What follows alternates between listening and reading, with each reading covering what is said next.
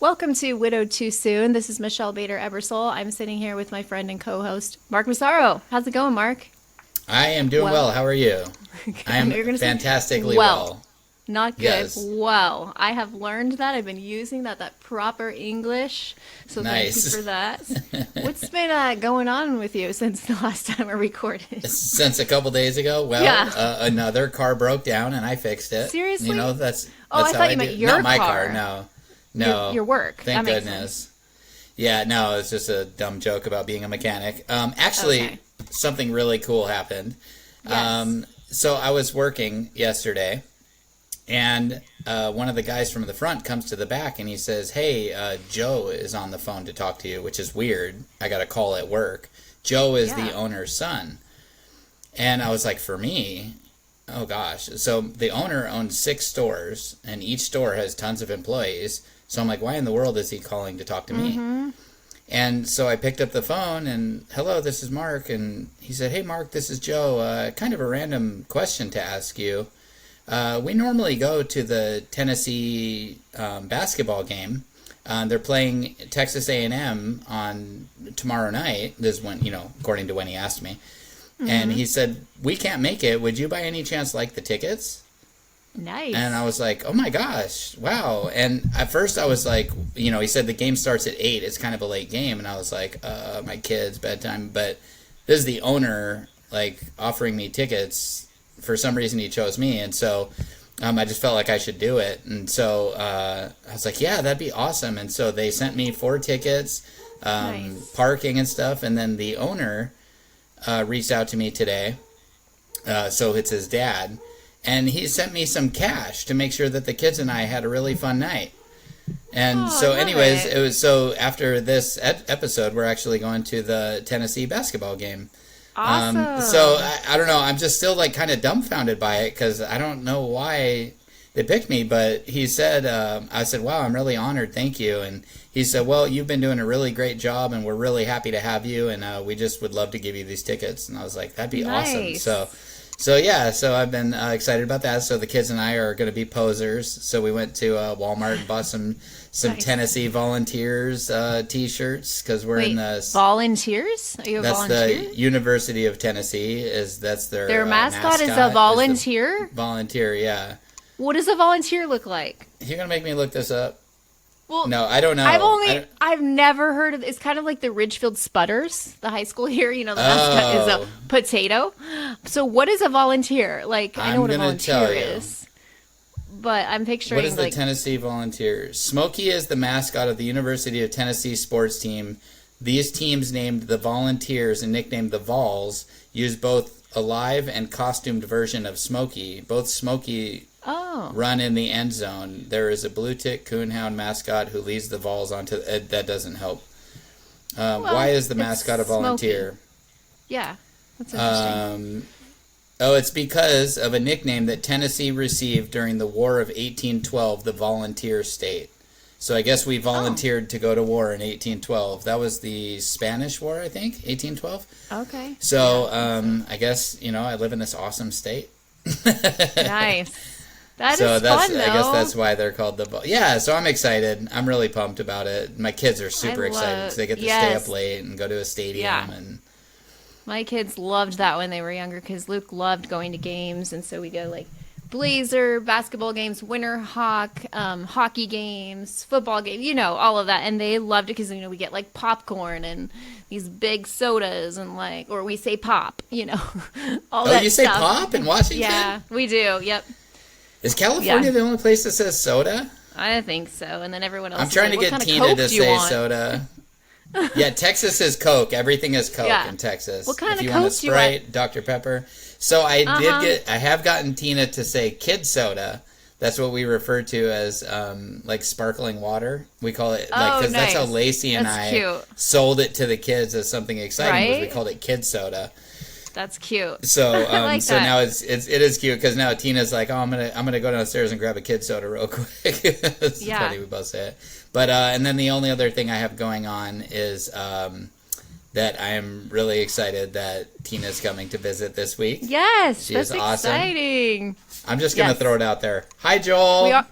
We are recording, but you can come. You can come sit here. Oh, no. Here, put this on. It's okay. What's up, You dude? can hear them. He can't hear you yet. Now you can We say have a hi. special guest appearance by the Special one guest and only on Joel. Hi there. What's up, man? How you doing? I thought you guys were just talking. No, I was like, it's Yeah. fine. You I can don't come wanna through the It's all room. good. Come on in. He just went mountain biking. How was it? It Oh, was nice. Amazing trails, and I just trashed my bike. I broke it in half. What? Are you Oh okay? no! Yes, I'm okay. What'd you do? You're so hardcore. Live on the air. What'd you do? Well, we're not live, but what happened? Nothing. It's just my bike finally gave out. I have a Trek that's a really good bike, but it just broke in half, like in the back part. So, Oh no! That's pretty hardcore. You all right? Yeah, I feel pretty proud of it. But yeah. did you just like fall when No. I was going down the trails pretty fast, and then I realized that my back tire was kind of coming out of place, and so I tightened my bolts a few times, and then it kept on doing it. Then I stopped and like, oh my goodness, my fork is broken. It's just Fork? broken in half. Yeah, don't know my what that back is. fork. Anyways, Oh. it's just That a holds the member tire of the on. bicycle. Oh, yeah, that holds okay. the tire on. So, anyways, That's back awesome. to I have a your- Trek also. I love Treks. Oh, Well, cool. I knew I liked you. See? We golf. We like Treks. I know. Too bad you live far away because he's always looking for someone to mountain bike Yes, and I just. I'm found looking the for a most friend, amazing- so with. Good. You guys are on the other side of the country, so Will you be my friend? I'll be your friend, Joel. Oh, that's so nice. All right, well, you got to come out here and we got to ride because I just found the most amazing Oh, trail good. ever. Like, Oh, so that's fun. cool. Full of jumps, full of like just really cool stuff. So, That's awesome. I love downhilling. yes. It stinks that you have to work so hard to get up the hill to go down it, but you know it's True. worth it. The downhill is so fun. Yeah, that is very true. Anyways, okay, I'll let you guys do it. all right. Thanks. See you, Joel. All right. Anyways, I don't know where we were, but that was a Hey, nice you know little the guests treat. want to know that Joel broke his bike. You I know. Nice little treat for our guests. So I have Yes. no idea what we were talking about. I was just saying that games. Tina is visiting this week, Oh, and yes, I'm tell super us about excited that. because she is just awesome and amazing, and I love her. Yes. And she's coming for a visit, and I'm super I excited. love that. It's gonna be so fun. That's awesome. Yes. That's good. So what's up with you? That's where we're So at. I know I got a little distracted because Joel came in. Okay, let's see. I got my hair cut, so that's always fun. Like a bunch off. 'Cause Exciting. Yeah, it is exciting. Like in a girl's world, that's very exciting. And then Haley got her hair done yesterday. She doesn't like it. She told me, like, so it's the first time she's gone on her own. I was like, you'll be fine. I have to take Peyton here. You can go. And she said the lady was like crying the whole time, and her friend came in and was like, do you want me to take over for your client? She's like, no. And then she just told Haley that she's been having panic attacks. And is it okay if she doesn't style her hair?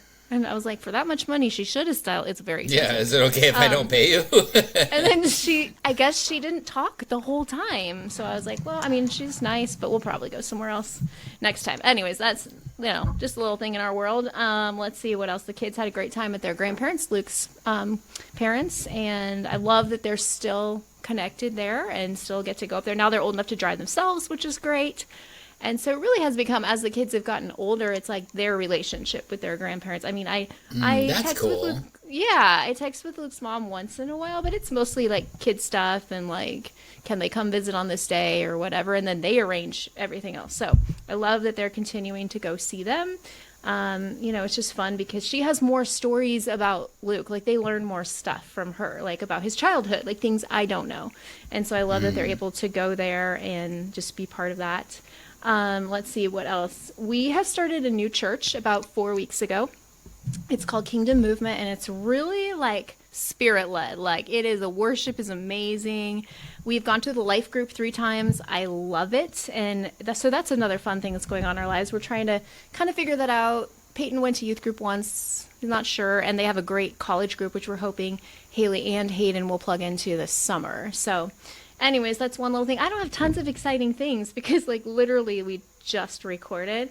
Yeah. Let's I see. get it. I always try to think of that- stuff. Yeah, great weekend. Unfortunately, Joel is flying away on Monday just for one night, but I never like that when he goes. But, it's good. So let's get into the episode. Like, enough Okay. about me. Let's go. So I'm so excited. Wait, was I supposed to let you introduce? Because, like, this Nope. is really your guest. Okay, well, actually, you're You're both doing the it. guests. Okay. No, I'm the guest So, today. Yeah. that's true. So I am like the one host today. Let me try this. Okay, so I'm so excited because not only are we here with Mark, we're also here with Tina Gillenwater. And you guys remember her from the last episode. Her and Mark are dating. And today we get to do their story. And I get to interview them just like Mark has interviewed me and Joel a couple times. So we're super excited. This is about what it's like to be dating a widow and what it's like to be dating a widower. So it's a different dynamic than Joel and I have because, as you guys may or may not know, he's divorced. So we have like a whole different dynamic. But I'm so excited to like dive into the dynamic of widow and widower. So let's just start with, if you guys want to share your story. Like, how did you guys meet? How did you guys get to this place where, you know, you're in love? All the stuff. We love hearing it. Okay, awesome. So go ahead. Well, per Tina's request, I will start. First of all, hi Tina, how are you? I'm great. How are you? Awesome, I'm good. I know you're good because we just talked like 10 minutes before we started recording on the phone. Right. It's all good. So, okay. From my perspective, it was a very lonely time in life. I had just moved across the country to a state where I didn't really know anybody.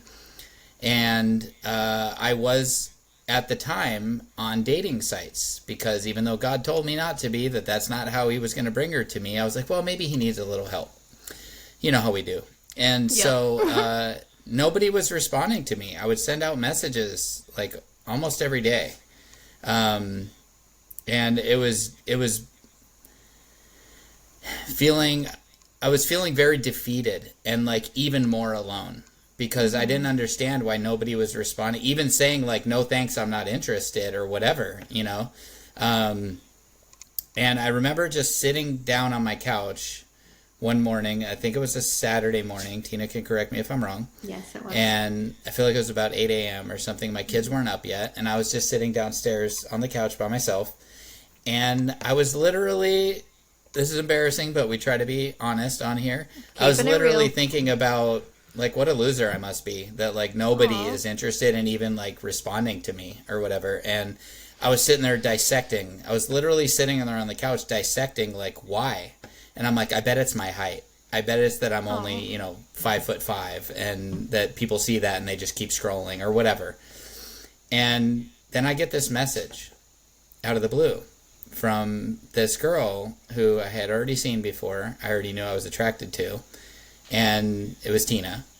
And she just basically told me that she thought it was very courageous that I moved my kids across the country and that she'd been following my story, something to that effect, and that she was praying for us.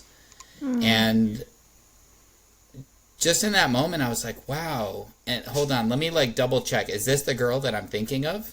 Yeah. And I saw her profile and I got really excited because I really thought she was cute. And like, I was just like, wow, like, okay, Mark, like, don't blow it, like, act cool, like, don't tell her how short you are yet, all the things. And I just responded right away, and we kind of started chatting back and forth. And I remember one of the nights that we had texted back and forth, she said something to me that really, like, made me very attracted to her. Was she said, "Thank you so much for making me feel seen and heard again. I haven't felt that since John died." Wow. And that was like really overwhelming for me because she also, at the end of the conversation, or at the end of that text, she said, "I hope you sleep well. Good night, Mark. Thanks for everything." But just when she said good night, Mark, there's something that to me, there's like a lot of sincerity in somebody using your name. There is, yeah. And I was just like, whoa. And I just remember kind of having these feelings. And so I will pause on that part because that's kind of how we met. And so, Tina, is there anything, how was that from your perspective? So it was the morning that I sent the message. Like, I had already been following your story. I knew a lot about moving, and I remember listening to the episode that Michelle did on her own when you were traveling cross country. And then we had already became Facebook friends, so I saw all of the things as you were traveling and all that. But that morning, you were just on my heart a lot, and I just felt like I needed to let you know that I was praying for you and your kids. And I was thinking it was really courageous, because I couldn't imagine moving away from everybody that I know, and you had little kids, and so it was just. It was super cool for me, because when I reached out and sent the message, you sent back, because I said, God put you on my heart. And I think you said, God must have put me on your heart, because I was feeling particularly lonely this morning. And so it was just this exchange, and so sweet, back and forth. I don't know how long it was, like maybe a week before we exchanged numbers. I can't remember exactly. That sounds about right. Put myself out there, and I was like, here's my number. Yeah, he sent me his number, and then I got really excited and scared at the same time. Oh gosh, am I really doing this kind of thing? But he was so sweet, and I remember him saying something. He was sharing, like, he didn't understand why people weren't responding to him on the dating sites, and I was just like, I don't know what they're looking for, but they must, they're missing something, because you seem like a really great guy. And I think he appreciated that. Now, Tina, were you on dating sites as well? No, like I was just starting to consider the possibility of it, and then a friend of mine, I shared this on the last podcast. I was really lonely because I was empty nesting basically for the first time. So since I was 18 years old, it was the first time I had ever been alone. And so I would come home after work and just sit on the couch and scroll Facebook, and that's why the widowed groups were so helpful for me. Yeah. Because it made me feel connected and made me feel like other people understood where I was coming from.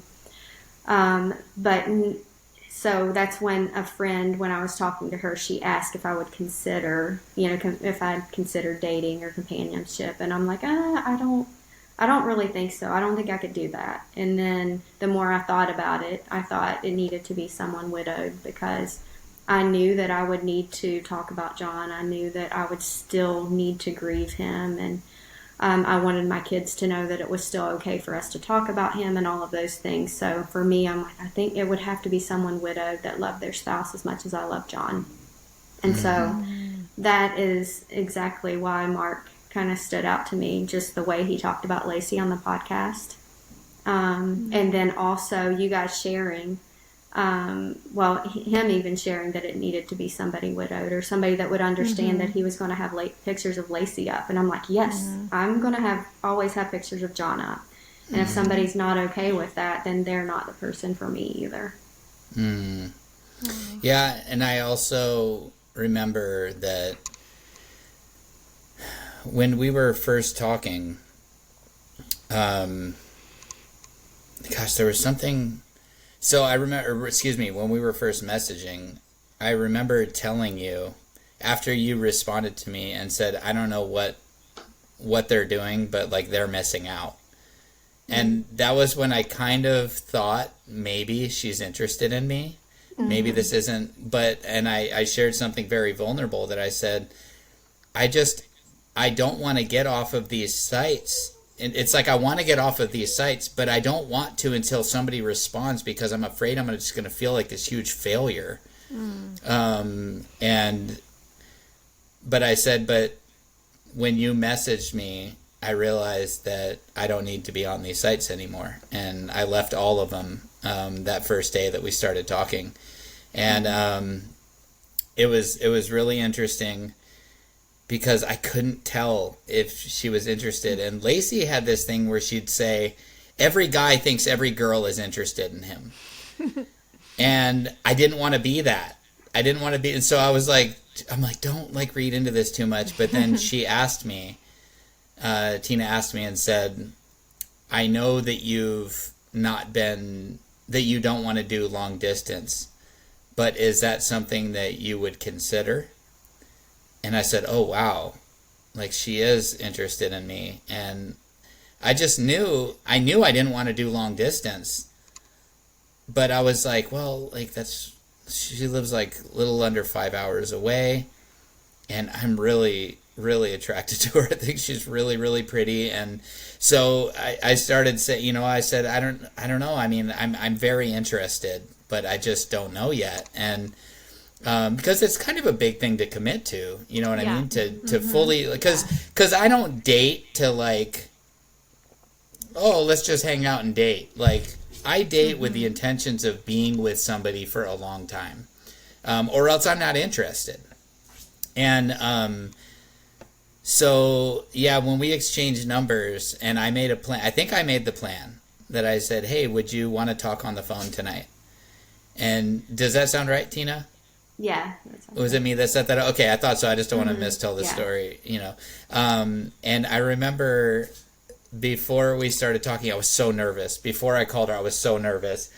But I remember as the phone was ringing, I said, please have an accent. Please have an accent. Please have an accent. And she's like, hello?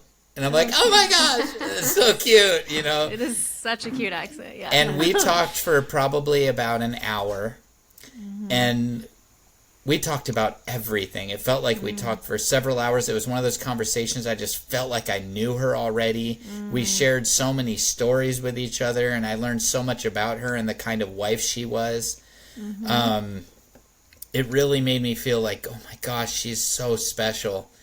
And when we hung up that phone, I remember I was so giddy. I actually like squealed when I left the room, like that I couldn't believe that I just got to like spend this time talking to this girl and that she was interested in me. And one of the hardest things for me in the beginning, so a lot of people know guys are a lot worse at being alone. And so, you know, I had considered dating for a long time, but there was just something so special about Tina when we first talked on the phone that I just like wanted to be with her. I really wanted to be with her from that first conversation. I really, really wanted to be with her. And like the distance thing just went out the window. Like I didn't even think about it. Like it was like, we'll figure it out, you know?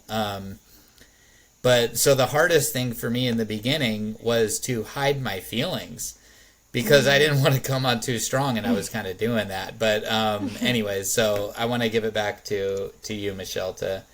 I know you have a laundry list of questions. Oh no, that's beautiful, but I feel like we don't know the whole story yet. So then you met, like, so wait, no, you. Well, yeah, that talked came on the later. phone.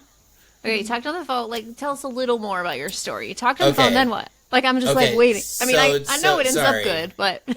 So Tina, you can take over from that point if you'd like.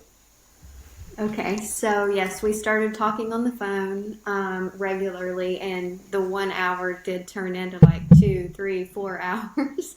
So much so that my daughter started calling me a teenager, and we would like when she would come to my room, and she's like, "You're still on the phone," and so we started saying, "Oh, mom's home." You know, we were talking Oh, that's about cute. my daughter like she was mom. But we had so much in common, and we are both Enneagram 6s. So I'm like kind of obsessed with the Enneagram. So we got on that subject for a while and went, you know, through all the similarities. And I don't know, it was just so fun. And I did feel that way. I felt like I was a teenager again. You know, I had been with John since I was 18 years old and never considered anyone else and so it was just like, oh, okay, this is great. And just the same way he said, like, I loved getting a good night text and a good morning text. That was so sweet after going over a year or more without any kind of affection. No one caring like when I came or went. Like it's like no one's at home waiting for me. When I'd come home from an event, I'd be so sad because it's like nobody even cares where I'm at, like what I'm doing and how the event was. Yeah. It was so sweet just to have, to have someone caring about me again and wishing me a great day and a good night and things like that. Yeah, and then so we'd been talking for about 2 months, I think. Sounds about right. I think it was about 2 months. And randomly, out of the blue, I said, "Hey, what are you doing tomorrow?" And she said, "Nothing." What? And I said, why don't we meet up tomorrow? Would you want to meet up? And I could just hear the anxiety in her voice. She was like, I mean, not like, you know, she was scared of me, but just, you know, the nervousness of like meeting, like, oh, this is real. This is real. We've been talking for 2 months. I think, if I remember right, because I said, we're so high school. I was like, I really want to like ask you to be my girlfriend, but I know, like, because before that there was, I was like, I knew, and this sounds crazy, but like I knew in 3 weeks that I was in love with you. Aww. And it was like, okay, like this is crazy, but like she was all I could think about. Like every day, all day, it was like all I could think about was her, and you know how much I liked her, and how much I loved what kind of wife she was and what she stood for, and just all the things. It was just, she consumed all of my thoughts. She didn't pay me rent for how much she lived up in my head. No checks were given. No, just kidding. But I know, it's super cheesy, but you know, that's how I roll. Yeah. So, but yeah, and I mean, I was texting her these huge texts of just how I felt about her, and at one point she had said, like, I just don't know that I'm like ready for this. And I said, okay, like, okay. And I'll let her explain a little bit more of that, and I'll finish the first story I was talking about. But so I said, what are you doing tomorrow? And she said, I don't think I'm doing anything. And I said, would you want to meet up? She's like, I mean, yeah. So we both spent a lot of time like looking at maps, trying to figure out where was a middle point. And we found this park in Kentucky that was like exactly 2.5 hours for both of us. And so I had this big thing that I wanted to get there first. Just, I felt like that was respectful. I didn't want her waiting for me. So, you know, we made this plan to meet up at the park, and I got there, and right before I got there, I texted her and I said, I'm sure you're really nervous. I'm nervous too. But I want you to know you don't need to be worried about anything. You don't need to be nervous about anything. We're going to have a great time together, and I'm really excited to see you. And so I will share it from my point of view that I waited, the kids and I waited, and oh my gosh, the fear like sitting there waiting. I was like, oh my gosh, like, what is she going to think about me? You know what I mean? And I see her car pull up. And I was like, okay. And I was like, all right, kids, hang out here. I'll be right back. And I walked over to the driver's side of her car, and I waited for her to get out. And when she got out, I was like, the first thing that came out of my mouth, I couldn't even help it. I was like, wow, look at you. Aww. And I just like gave her this big hug. And, you know, like I said, we were kind of already dating at that point. Like, we were already committed to each other, hence where the earlier will you be my girlfriend comment came in. And she said, well, I don't know, like, what does that entail? And I was like, just basically that you're not going to pursue somebody else, and I'm not going to pursue somebody else. And she said, yeah, I'll be your girlfriend then. And I was like, oh my gosh. And, you know, I was like all excited. So when we met for the first time, we were like already kind of dating. And but I just remember I just had this overwhelming feeling of like, make her feel safe. She's meeting some dude at a park in the middle of Kentucky. Now, granted, I had 2 little kids with me, but still, you know, she's still meeting some dude. And so I just gave her a big hug. And how was that day for you, Tina? So it was there, the anticipation. You know, I was so anxious on the way there, but I was excited too. And it was just kind of a surreal thing. Like, I can't believe I'm like going to meet some man. You know, it still felt wrong, even though I knew it wasn't wrong. It felt like, oh gosh, like, what am I doing? But I was so excited. And when I pulled in and seen him and he came over, he really did like take the nervousness away immediately. Like, he gave me a hug, and it was like, okay, this is okay. And then I got to meet the kids, and that was really sweet. And but it's so funny because, you know, after being married for so long and meeting someone in a public place, and, you know, he was so sweet, and he asked if it was okay to hold my hand. And I said yes, and it was okay. But I was also felt like I was looking around to see if I knew Right. anyone, or it was 2 hours away in Kentucky, which wasn't likely I was going to see anyone. But there was still something in me that's like, oh, Yeah. is this okay? Is this right? Am I doing something wrong? That's I was sharing with Mark earlier. Like when you've been married for so many years, you have this like there's no other person but your spouse, Right. and you train yourself. You don't look at other people that Right. way, and so then when your spouse is gone and it's okay to open up your heart to that idea again, it still feels like you're doing something wrong. But he was so sweet and just gentle, and we let the kids play for a while, and we sat on one of the park benches and chatted, and he asked if it was okay to put his arm around me, and we kind of sat there, and it was really sweet. But by the end of our meeting, we ended up on some picnic tables, right? And I started having some like grief. It just like hit me, yeah. like kind of the reality of the situation. Like John's really gone. I'm thinking of moving forward. And I just started crying, and I was like apologizing. He was like, no, it's okay. And like he hugged me and held me so no one could kind of see what I was doing and like kind of shielded me. And that honestly made me feel like so safe. And it was like, okay, this is okay. And that kind of sealed the deal for me, even though I was still scared and didn't really know about what it's going to be like to date and move forward. But I felt completely safe in that first meeting. That's so sweet. And That was awesome. How long have you guys been together now? I can't remember how long it is. Just about 2 years. 2 years. Yeah, almost 2 years. Aw, that's awesome. Yeah. So you guys had this wonderful meeting, and then what was it like from there? Well, I was thrilled. I thought she was the most beautiful, amazing woman. And one of the things that, I knew I was obviously attracted to her on every level. I just thought she was stunning. I thought she was just a remarkable woman. Everything for me checked out great. I was like, she's great. Yeah.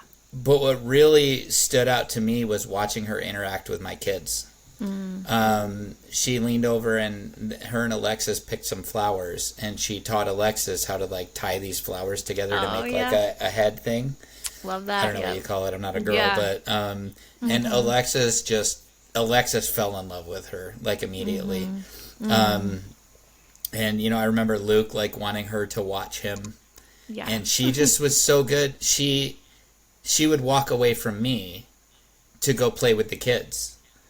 And I really liked that. It felt like the kids were part of it too. Yes. And so normally on that long drive, I get a little sleepy. I was like just wired the whole way home, just thinking like, oh my gosh, I found her. God, like you brought her to me exactly how you said you would. Because remember, the reason that I was not supposed to be on dating sites, as anybody who's been listening to the podcast knows, I said this in the very, very beginning of our podcast, that God told me that he was going to bring her to me and that I would know. And so I've looked for that. And if I'm on a dating site, she's not coming to me. So I think, this is just a weird theory, but I think that God sent all of my messages to people out into the Eros, and that nobody really got those messages. That's what I'm telling myself. But I think that God was like, no, I have somebody for you. Yeah, he's protecting you. These messages are going to get lost in a server somewhere because it wasn't right, or whatever reason, it just wasn't right. And, that day I couldn't believe that I was sitting there with this woman.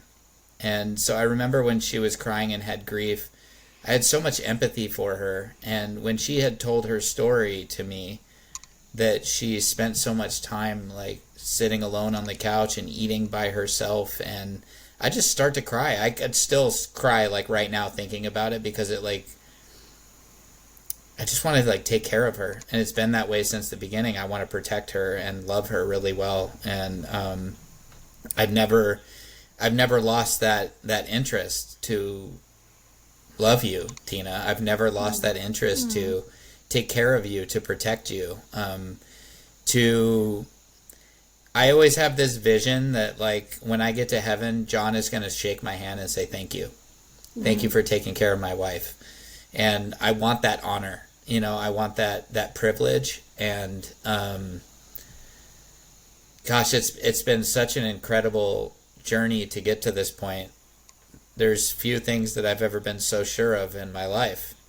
But knowing that God brought you to me, I am certain about, because, and I hope this is okay to say, but we're a couple. People know we kiss, right? I can say that. Okay, so I just, but I remember on that first visit, I remember the way she looked at me when I was hugging her goodbye.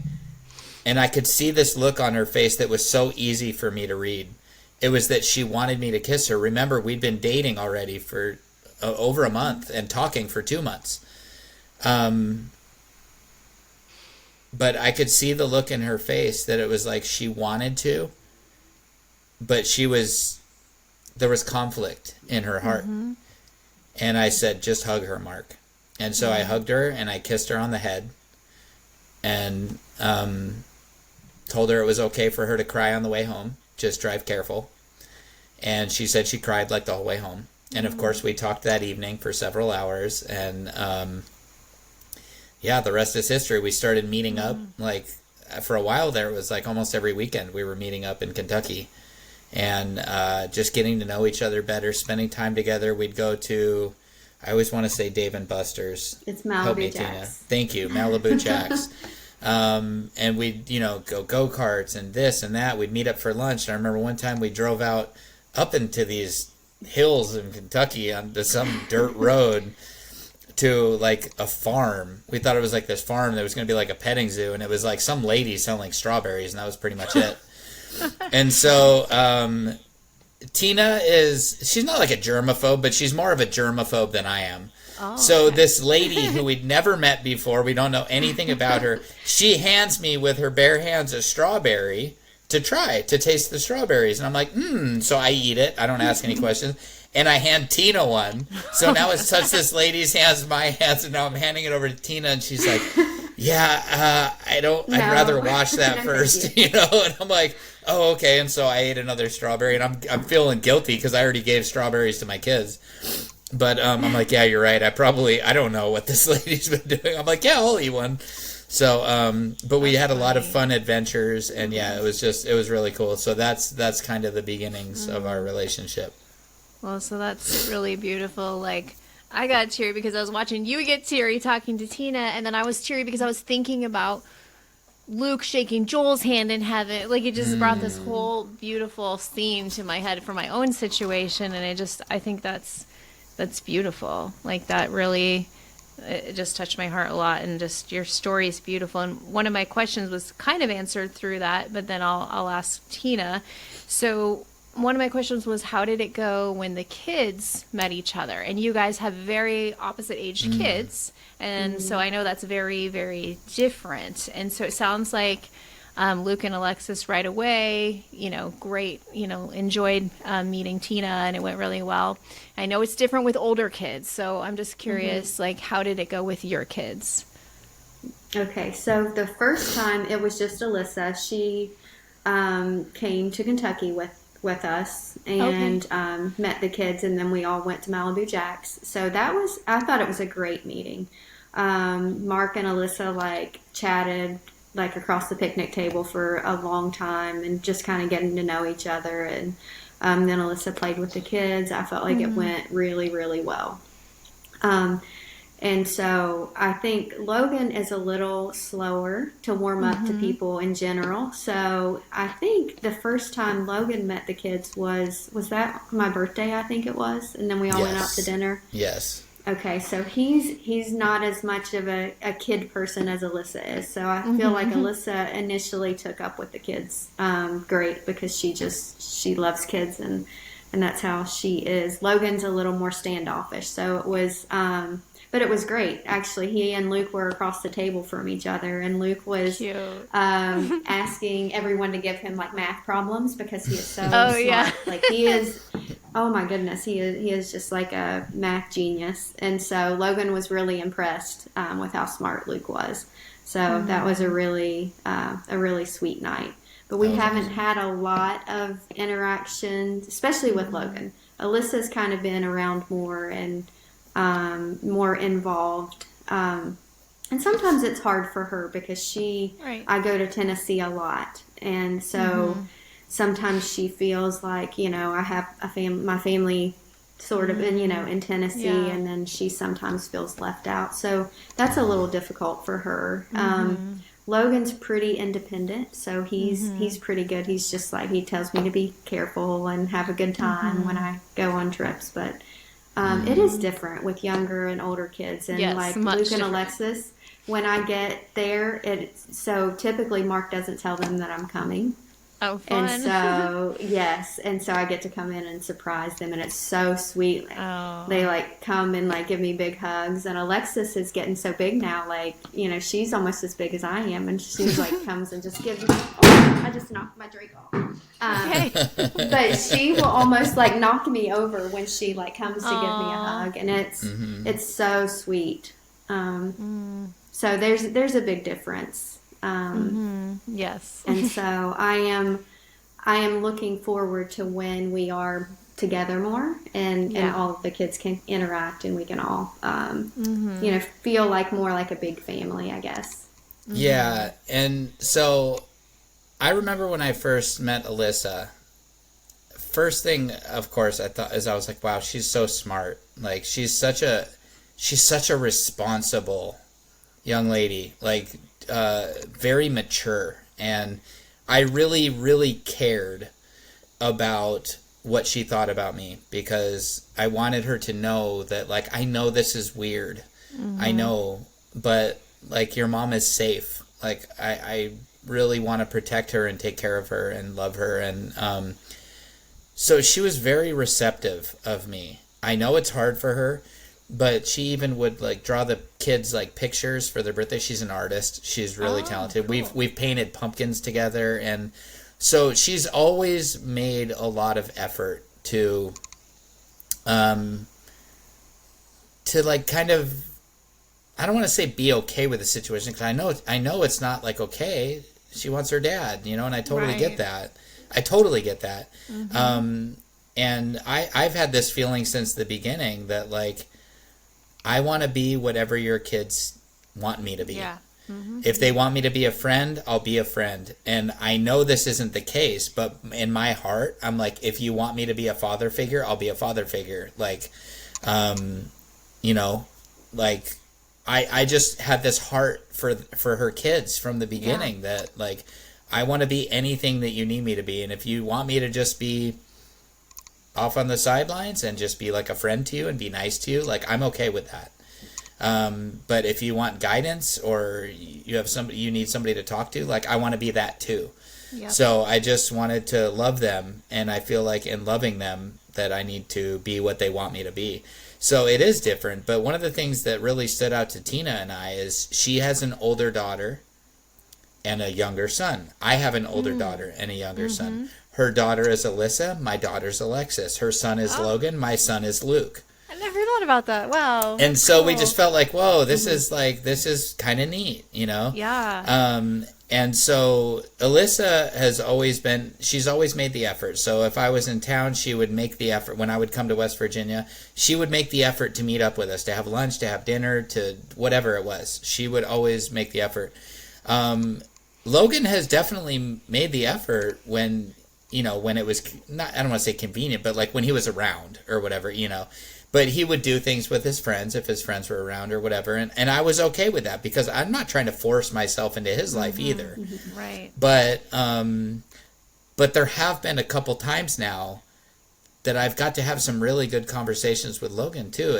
In particular, the last time I got to talk with him, we were just talking about cars and guns and just whatever. I don't even remember all the stuff we were talking about, but we just like, we saw that we have a lot in common, even though he's, 20 years younger than I am, more. I'm old, but still. So I've really enjoyed getting to know her kids, and I've really, really enjoyed watching the excitement on my kid's face, because she left out a small detail when she shows up. Yes, they come running and hugging, but they also scream at the top of their lungs, Tina! Yes. And they charge her, and I'm like, I almost feel like I need to jump in the middle and like slow them down, because it's just like a bull charge, and that to me is so special to my heart, because these kids have been through tragedy. I have seen them cry for their mommy being taken away on a gurney, and being taken away in the ambulance, and having to tell them that mommy died, and hearing mommy screaming out in pain, and like they have been through more than most adults have been through. And so to see them this level of happy, I can't tell you like what it does for my heart to see these kids feel like they're being nurtured and nourished, and to see Luke just like snuggle up on Tina, and you can just see how much this little boy like needs a mother figure, Right. He just loves it. And there's so many things. It's so obvious that God created men and women, because men are good at some things, women are good at some things, but like there's so many situations where I see them bring the problem to Tina, and the way she handles it, I'm blown away, because it's totally like the nurturing mother. And even though I'm pretty nurturing for a dude, I am not a female, though. I don't have the same skills that Tina has as a woman, as a mother, as a former wife. She has a special. She has a particular set of skills. No, I had to.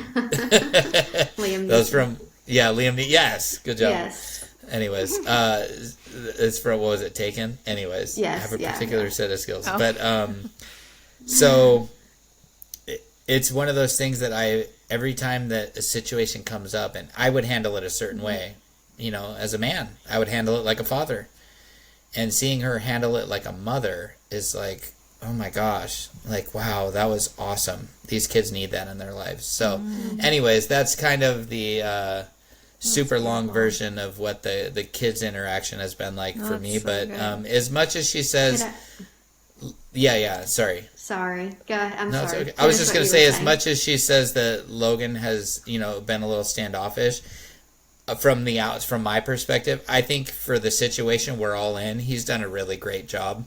And he's never been mean to me or rude to me or anything like that. It's a weird situation. It is, yes. You know what I mean? Some guy is dating his mom. Like that's weird, And And so I respect that. And Yeah. as far as I'm concerned, like he's the man of the house when I come over, and I don't want to get in his space, because that's his space. And so I want to respect him as a man, because he is a man and I'm a man, and I want to respect him that way and treat him that way. So, anyways, go ahead, Tina. What were you going to say? I'm sorry. I was just going to say, at one point, I really felt like I wanted to do foster care.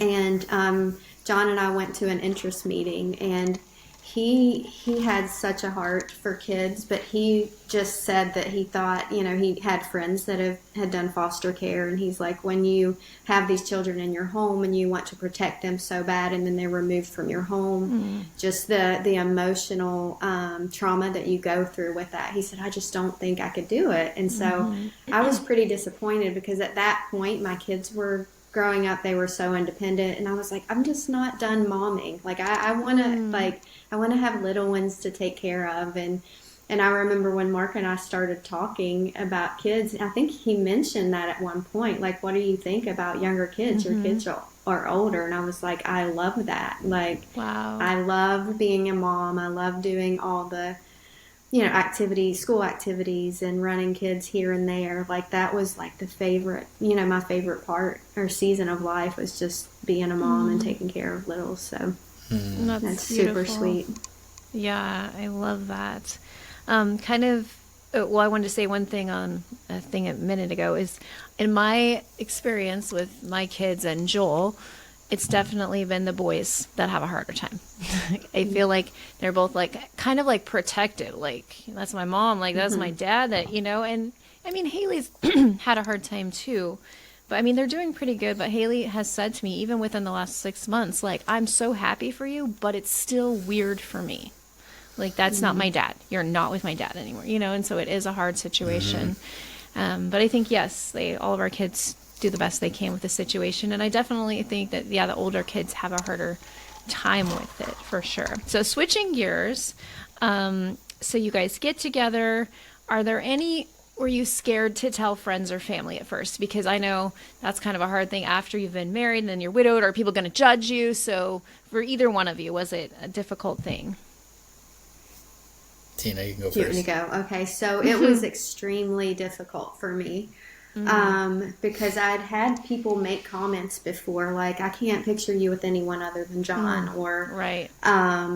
and I just felt like this extreme guilt, and I thought that people would think I didn't love John anymore, or I didn't love him as much as I said I did if I could think about someone else.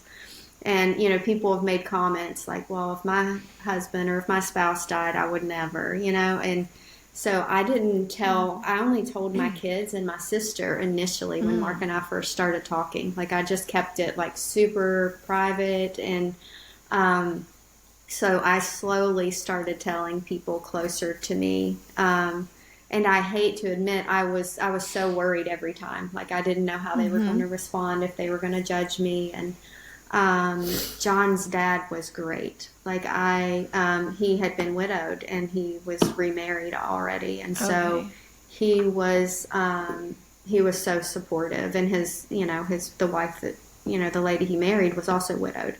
So they were both amazing. I was really concerned about telling my mom and John's mom. And so I waited really for quite a while. Like, a lot of people knew before our moms knew. And for John, like, my mom loved John as if he were her child. And so sometimes I thought he liked her more than me. Or she liked him more than me, you know, because she just, you know, thought so highly of him. So I'm like, I don't know what my mom's going to say. And so, but anyway, she was great. And then John's mom was the last person I told that was really important to me, that needed to know. And she handled it so much better than I expected she would. And we cried a lot, and she understood. And she actually, now when we meet up, she'll ask about Mark or ask about the kids. And, you know, I think it's just getting over those firsts and seeing that. And even if someone thinks that it's not okay, that's on them and it's not on you. So, but it is very hard. It was super hard. I just felt like, I don't want to talk to anyone about this right now because I think they're going to judge me, you know? Yes. And Tina, that just reminded me, I remember you said you wanted to share something that I told you in the first conversation that really helped you a lot. Oh, yes. Well, when we first started talking, I was still feeling guilty for even talking to Mark on the phone. And he reiterated over and over that I didn't choose this, and you're not doing anything wrong. That's good. And that was like, and it's kind of funny, even though, like, I've said this before to him, but you guys are kind of like an authority, you know, people hear you. That's right. You know what I'm saying? I know. We're the widow's authority. Widowed authority. That's right. But no, like, you have a platform, and so people really, like, respect what you say. Yeah. And I just remembered, like, him knowing that he had been through it. First of all, if it was someone else telling me, you're not doing anything wrong, like, if I don't know that I would have taken it the same way. But that was so meaningful and helped me a lot, that I didn't choose it and I'm not doing anything wrong. I really like to, like, tell that to people. Yeah. In the podcast or whatever, because a couple guys have reached out to me for dating advice, you know, over the years, and you know, or whatever they reach out to me for advice for, I like to tell them that, like, dude, you didn't choose this. Yeah. This wasn't what you wanted. So what are you going to do? Just fall apart the rest of your life? When you're ready, that's all that matters. But I wanted to ask you something, Tina. I know this is like Michelle's interview, but Oh, it's good. Take it over. I wanted to ask you something. So you'd been listening to the podcast. Mm-hmm. So when you first talked to me on the phone, was that weird? Yes, it was very weird. Well, even just texting and messaging back and forth, I'm like, this is crazy. Like, I know so much about him, and he knows probably, hardly anything about me. So it's like, as he's telling me things, I'm like, yeah, I kind of know that already. Right? Yeah, I've heard that story, Mark. Yeah, but it was super cool. Like, and then the first time you mentioned me on the podcast, I was like, whoa, that's really Mystery cool. Girl. Remember? Yes, I love that. Hey, mystery girl, Yes. hey. Yes, that was awesome. I loved it. Yeah, and then I remember we'd play these like get to know you games through text. So it was like asking a bunch of questions and and just exchanging answers and stuff. But it's been an incredible journey, and I just feel like God's hand has been very involved in the whole thing. Because the more I've learned about Tina, the more I've learned that she was exactly who I prayed for a long time. And then to answer your question, Michelle, I was really concerned, again, because as everybody who's been listening knows, I did date one time, and it was weird telling my in-laws. It was weird, and but they made it so comfortable for me that they wanted me to be happy, and that they knew I was a great husband to Lacey, and that the kids need a mom, and so they were very accepting. So I was nervous telling them that I had met someone, but they were very happy for me. And so for me, I didn't have the same issues Tina had, but I kept everything very private for her. Yeah. So I kept my status as widowed and all the stuff because, So anyways, it was more like me supporting her. Yeah. In her fear of telling people. Yeah, I totally get that. My call that I dreaded the most was Luke's mom. And right before Joel came to visit, so I'd never talked to her about dating, anything, I knew she was going to see things on social media, and like we were not official. I mean, we were kind of like, we were like, well, we're not talking to other people. That's where we were at before he visited. But it quickly changed. I mean, he told me he loved me the first time he came to see me. But I called her. I know. I called her and I said, just, I have a friend, that we're talking, and he's coming to visit, and I just want to tell you about it. And she was really great about it. She's like, well, I didn't think you'd stay single forever. And I mean, she was so supportive that like her and Luke's sister and nieces and nephews, they came to our wedding. So it's like in-laws can be very supportive. In fact, it was weird for me when she started asking about Joel, wanted to know more about him. It was like, it felt weird because I used to be married to her son. So it felt a little strange, but now it's, obviously we're married now. It's totally fine. But just to let people know, it can be hard, but it can also be something really, really good, because I'd like to believe that like most people will support that. Most in-laws will be like, okay, of course you're not going to remain single forever if that's not what you want. So I want to go back to you guys. I got a few more questions, like really specific to like widow to widow, because that's different than my situation, and I'm sure people will be curious. So when you guys have upcoming grief days, the would-be anniversaries, the death anniversary, all of that, like you've been dating a little while now, so you probably already know them, but let's say it's the beginning. Like, do you talk about, hey, this date is coming up and here's what I'm going to need from you? Or like, how is the communication? Because I know how it is with me with Joel, but we don't have it the other way. So I'm curious how you guys work with grief days, if that makes sense. Do you want to go ahead? You can go ahead. Okay, so we haven't really like decided, I'm going to need this from you, or we haven't shared that, but Mark is very good at being intentional, and we both try to support each other on those days. We pray for each other. We're usually available as needed, like if we need to talk to each other. But Mark has several times on grief days sent flowers and a sweet note. And it's sometimes it's like other people have already forgotten and they don't remember the dates, but he always remembers. And I know, like, if I'm having grief, like, that's what's so beautiful about us both being widowed. Like, he said it on the last podcast, like, there's no jealousy. There's no like, oh gosh, why are you still crying? It's like totally understood. And so that, just that understanding and support is just amazing. Like, and it's okay. Like he even said on the last one, like, I can love Lacey forever. Yeah. She can love John forever. And there's like, we've talked about the picture thing eventually, like, having a wedding picture and, of each couple and then one of us if when that day, whatever. Yeah. Yeah. So, And then I'm sorry, Michelle, what was the question again? Just like, what do you guys talk Oh, that's about? right, Like, grief how days. do you deal with grief days? Yeah. Yeah.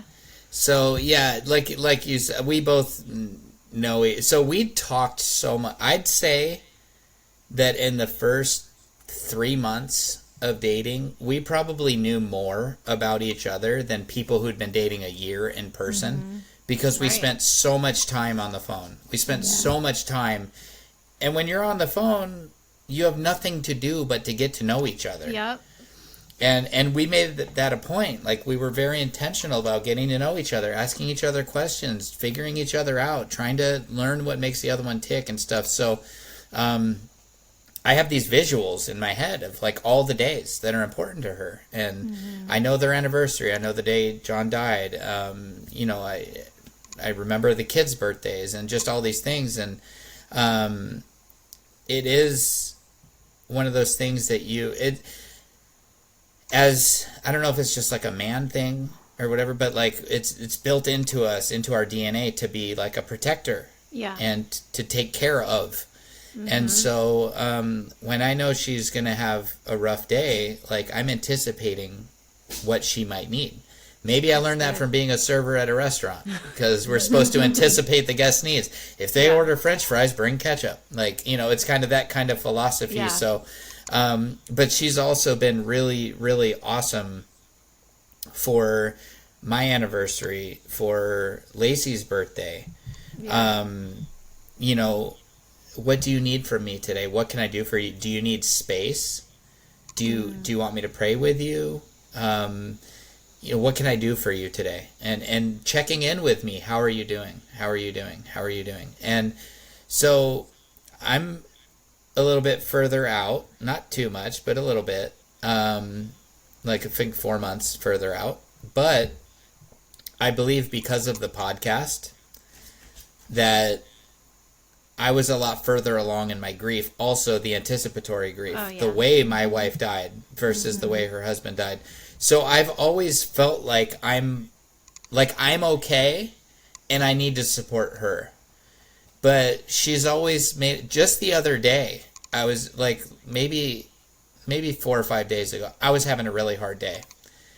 And she said, "You don't always have to be the strong one."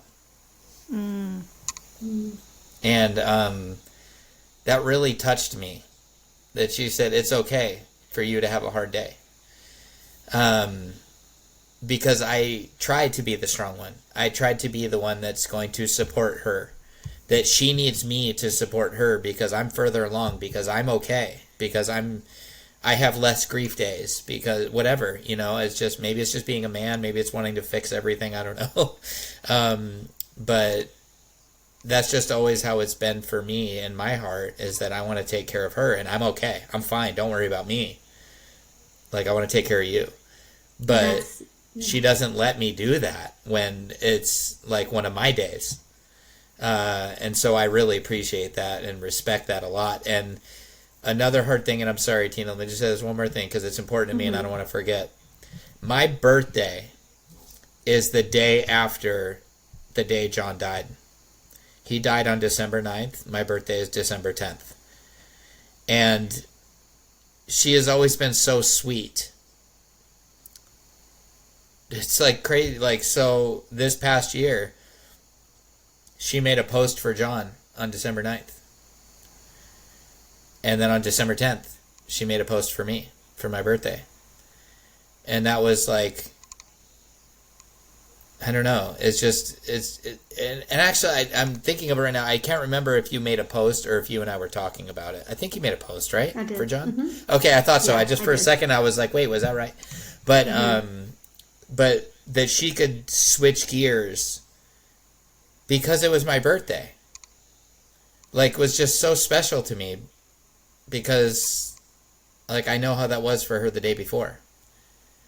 And so I feel bad that, like, you know, she doesn't get any break in between the day John died and my birthday. So, anyways. And then what were you going to say, Tina? I'm sorry. I just remembered. That's exactly what I was going to share was that first December that I was at your house and we were going to go to dinner for your birthday. And it was really close to John's death day.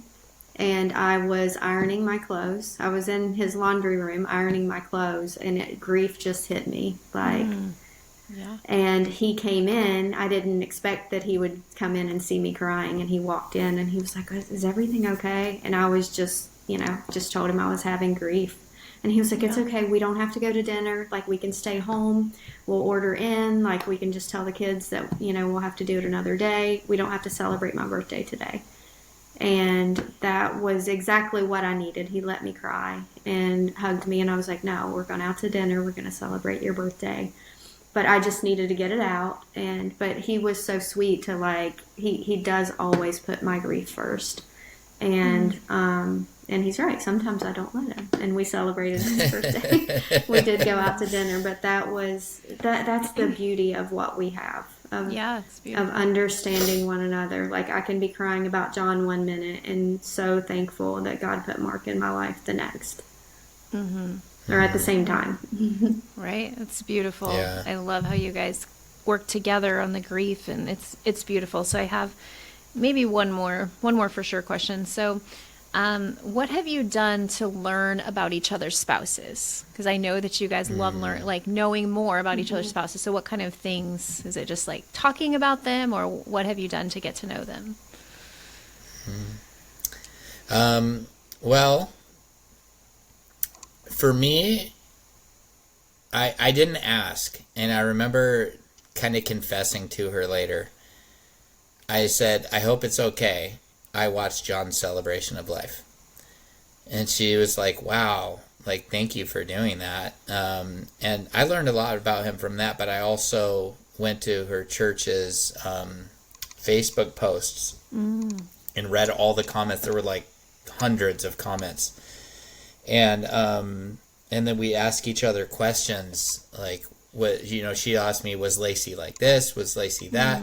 Did Lacey do this? Did Lacey do that? What was she like? What was this like? What did she like? What didn't she like? And I do the same for her. And we still do it after 2 years when we feel like we have a pretty good understanding of each other's spouses. Like, I really feel like if I met John right now, that I would totally feel like I know him. I know so much about him. And I think we both have been very intentional out of respect for a start, also interest. But we'll still to this day ask each other questions. I'll just randomly in the middle of a conversation go, "Hey, did John like spicy food?" Or she'll be like, "Did Lacey like driving, or did you drive everywhere?" Things like that. So we kind of are still learning. But I think there was just an immediate, and she also watched Lacey's celebration of life. But I'll let you answer that. But yeah, so that's kind of what we just ask questions. We ask questions and are very interested. And when I see pictures of John, it's like I can just gaze into those photos because it's like, whoa, like, here's this man that I've never met that I know so much about. Right. And I find it fascinating that he and Tina had this whole life,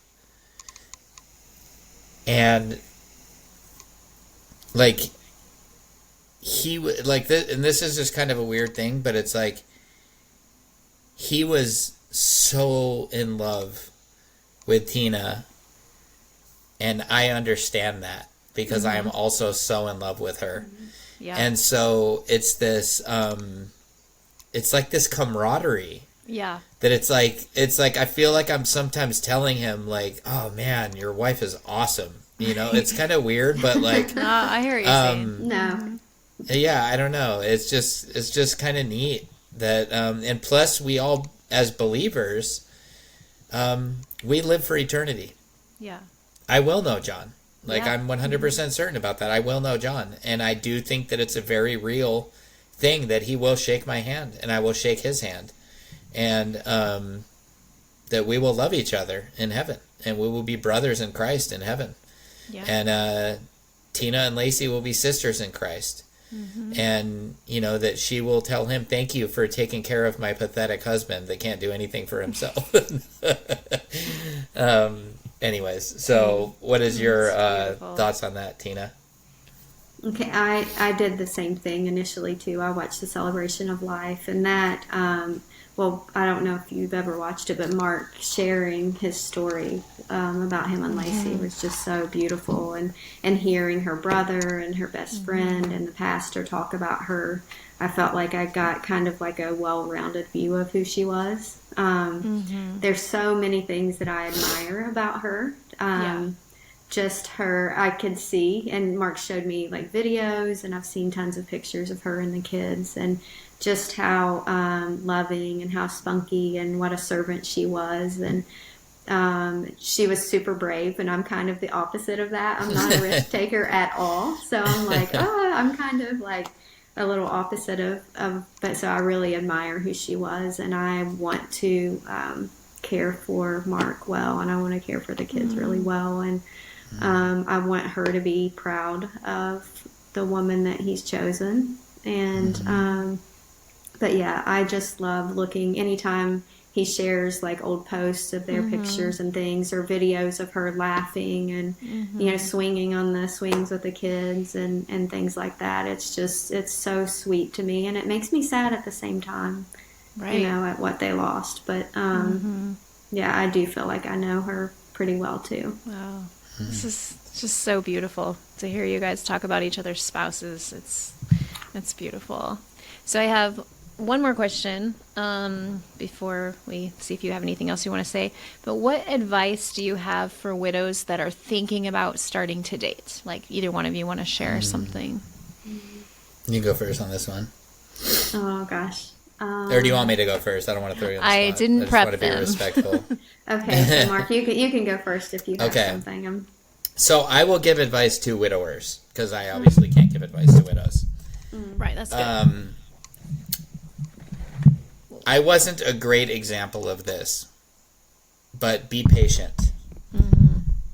I would give that advice so strongly, to be patient, and especially if like you were in my situation where every time I pray about it, I felt like God was telling me, I will bring her to you.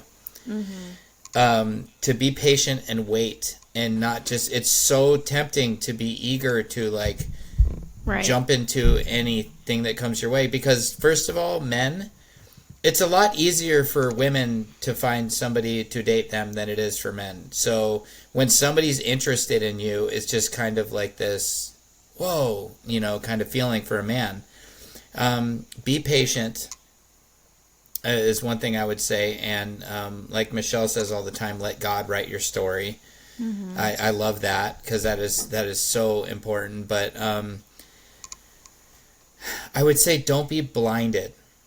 Like, really, like, evaluate the situation and see if you're feeling like this is from God. It's hard. It's such a hard thing. But yeah, I would just say, but like the number one thing I would say is make sure that whoever she is, that she is okay with your grief, that she is understanding that you're going to have some hard days, that you're going to shed tears, that there's going to be these random moments where she's going to do something that reminds you of your late spouse, and that's going to be hard for you. Yeah. Or you know, if you're in my situation, like seeing her with your kids sometimes is hard, and it's not because it's hard, it's because it should be your wife there with your kids, and it makes you feel bad that she's not there or whatever. And so Yeah, that's something I would say, but and another big thing, don't compare. Do not compare, and know in advance going into it that the girl you're with now, you're never going to make her feel second best. Don't do that. Do not make her feel That's really second good. best. You are with this woman now. She needs to be the best. Yeah. She needs to feel like she is the queen. Like that you're so thankful for her that don't make her feel like she's second best. That would just be my strongest advice, I think, is that make a decision that she is your new best. Yeah. So That's good. It's good advice. mic drop. That's Boom. really good. I don't really even good. want to follow that. and you've done that really well.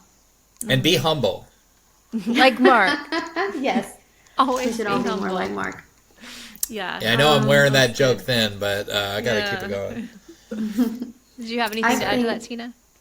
Not a lot. I think it's pretty much the same thing. Be Yeah. patient. Don't rush into anything. I also think it is okay to take your time when you're first considering it, because I do know people when they first think that they're ready to date, they go ahead and get on dating sites, and they may do that before they're ready. So I don't know. I think it's probably the same thing. Just make sure Good. that your heart is ready and that you're going Yeah. to be able to do that and go on the first date. I'm not sure. Michelle, you may have better good. advice. Well, Oh. Tina, I just like to say you took your sweet time. I know. Well, yes.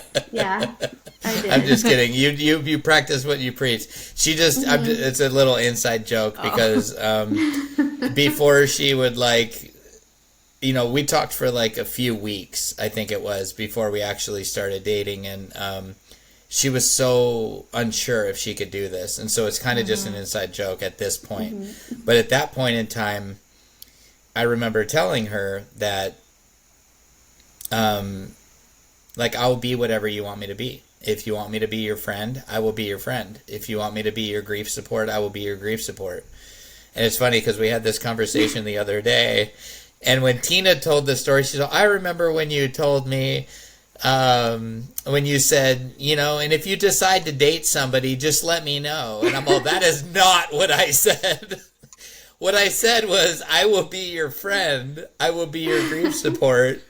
But make sure, if I agree to this, that you give me a chance before you give anybody else a chance. And I was like, oh, Funny. yeah, that is how it was. So, that's what it was. She made it all show. Yeah, if you date somebody, just let me know. I'm like, no, that is not what I said. So, anyways, that was a little funny That's inside funny. joke, but yeah. I would say I was just talking about this on the TikTok the other day. I just sounded old, like people who say the Facebook. I just said the TikTok. The rain. Yeah.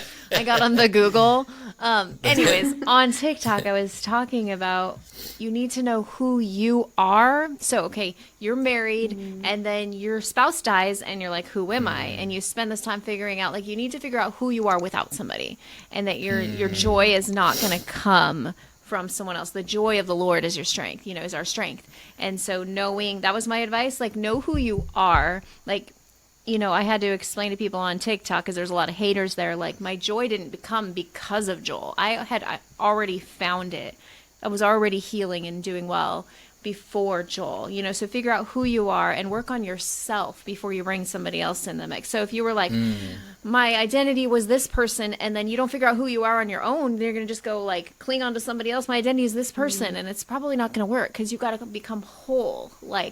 You've got to become whole before you can go out and date people. That's in my opinion. So No, I love that. And that That's actually good. reminds me of, now this isn't my advice, but I want to add it to the advice for men, because this was the best advice I ever received. And I remember it was my pastor Josh that shared this with me. I was telling him one day that, I didn't want to go the rest of my life. I wanted to be married again and all this stuff. I was telling him basically I was lonely. I want companionship. And, I want her to be like this and like this and like this. And he said, hold it right there. Let me give you some advice. And he said, don't worry about what she's going to be like. you become the man that is going to attract that kind of woman. Yep.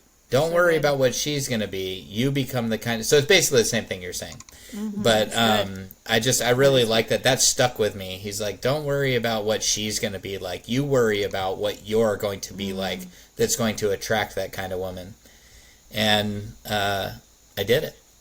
Yeah. I attracted that kind of woman. You did. That's awesome.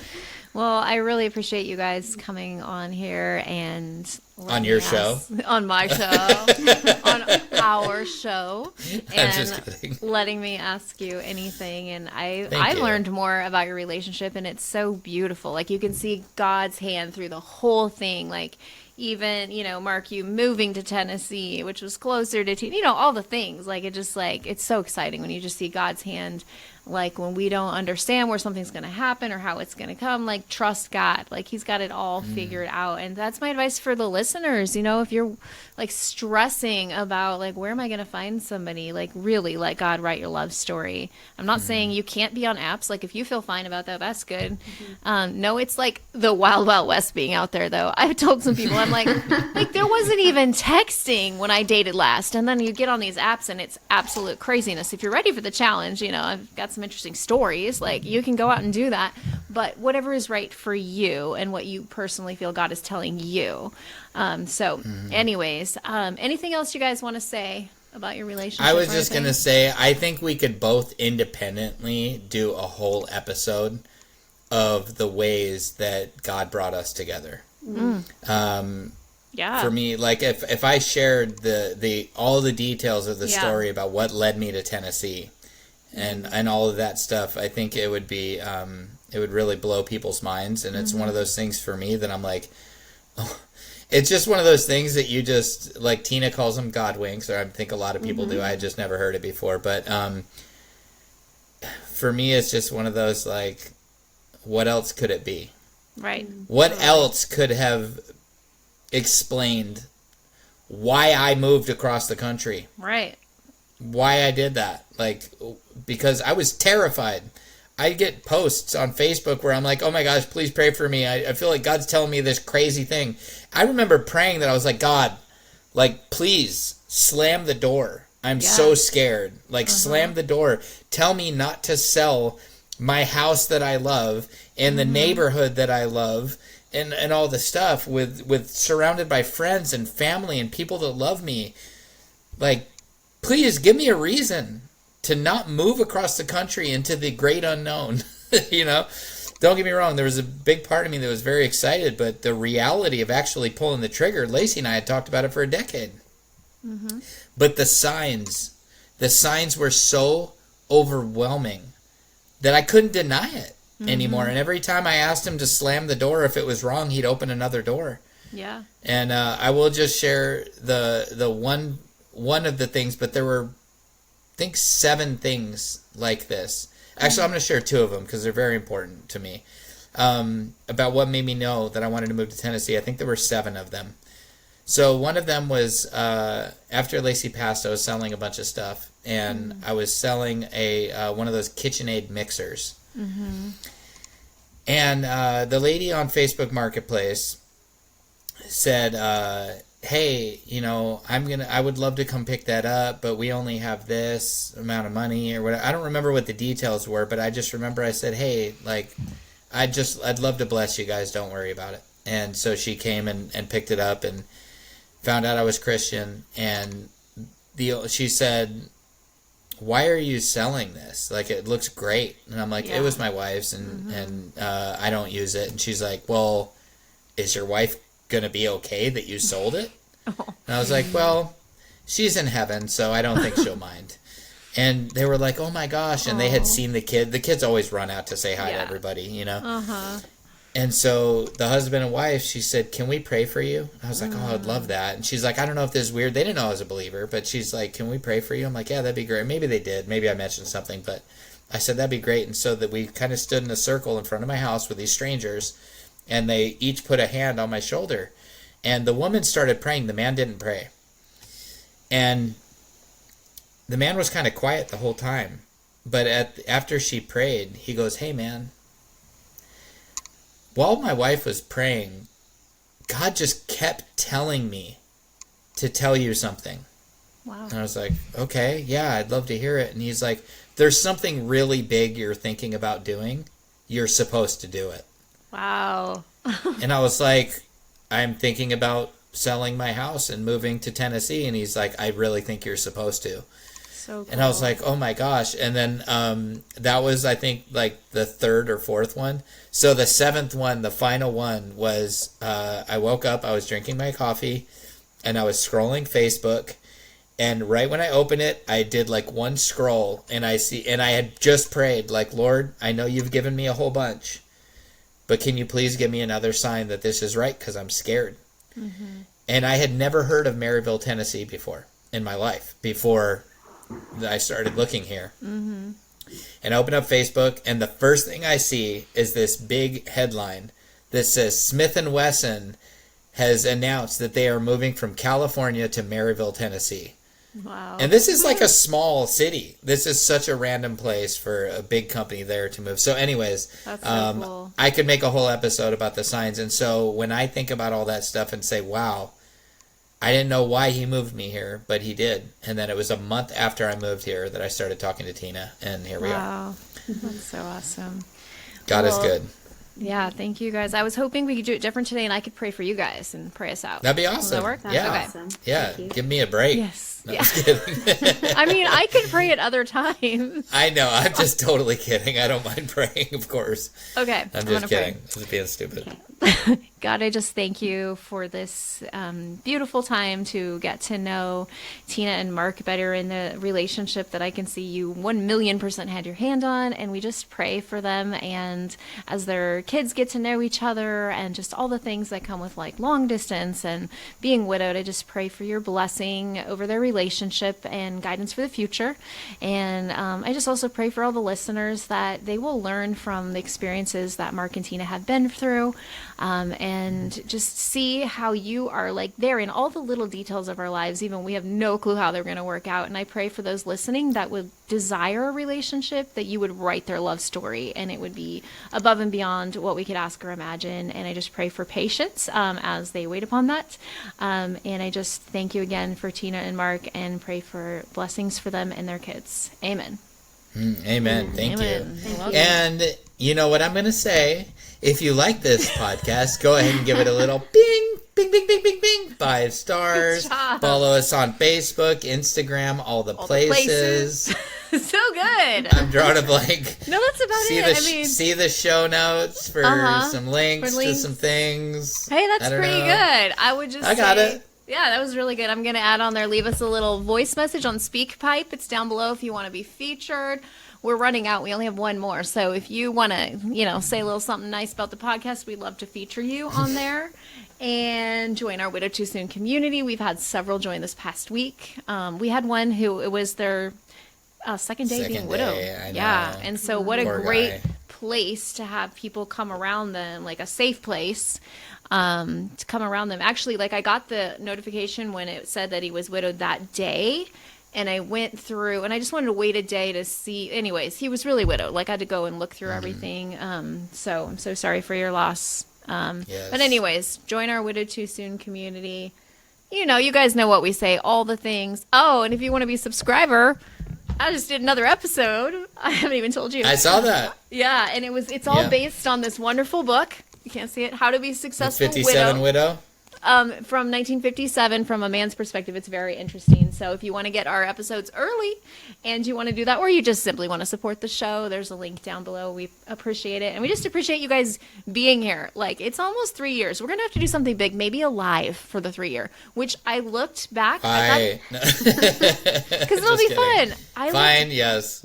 I looked back and I thought it was May 4th, but if you look at the episode, it says May 2nd. But I think maybe we released it May 4th because it says May 2nd. Oh, okay. I was going to say, I remember that too. I Yeah. remember May 4th too. So maybe we'll go with that. anyways. But we'll do, maybe a live. We'll talk about it. But I can't believe we're going to be coming up on 3 years, which also means I'm coming up on 4 years since Luke died because he's May also. So crazy. But anyways, I really enjoyed doing this episode, and it's been so fun. So thank you guys for Thank you. just being willing to listen, and I think that's it. So we'll see you guys all again next time. Bye. Thank you.